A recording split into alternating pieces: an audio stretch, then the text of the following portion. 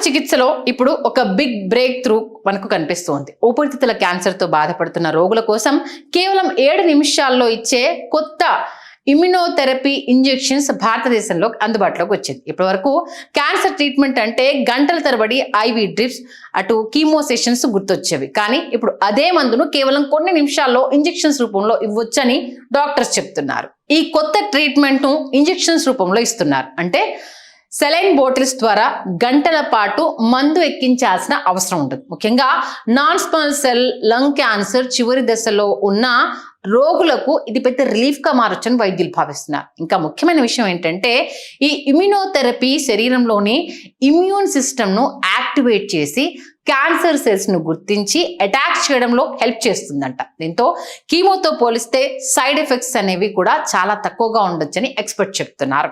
ఇక మరో అడ్వాంటేజ్ ఏంటంటే రోగులు హాస్పిటల్స్లో గంటల పాటు ఉండాల్సిన అవసరం లేదు. ఇంజెక్షన్ తీసుకున్న కొద్దిసేపటికే ఇంటికి వెళ్ళే అవకాశం ఉంటుంది. అంటే ట్రీట్మెంట్ ఫాస్ట్గా అయిపోతుంది, స్ట్రెస్ కూడా తక్కువగా ఉంటుందన్నమాట. భారతదేశంలో ఈ మధ్యకాలంలో క్యాన్సర్ కేసెస్ వేగంగా పెరుగుతున్న సమయంలో ఇలాంటి అడ్వాన్స్డ్ మెడికల్ టెక్నాలజీ అనేది రోగులకు కొత్త ఆశల్ని కలిగిస్తోంది. అయితే ఈ ట్రీట్మెంట్ అందరికీ సరిపోతుందా, ఎంత ఖర్చు అవుతుంది, అలాగే ఇది అందరూ తీసుకోవచ్చా వంటి విషయాలకు మాత్రం డాక్టర్స్ సలహాతోనే వీటిని తీసుకోవాలి. ఎవరో చెప్పారు అంటూ సొంత వైద్యానికి మాత్రం దయచేసి వెళ్ళొద్దు.